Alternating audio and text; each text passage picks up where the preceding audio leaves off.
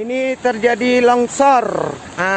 Baru aja menimpa jalan, jadi kita tidak bisa, dan untuk masuk Biram ini tidak mungkin karena jalan sudah ditutupi semua sama apa.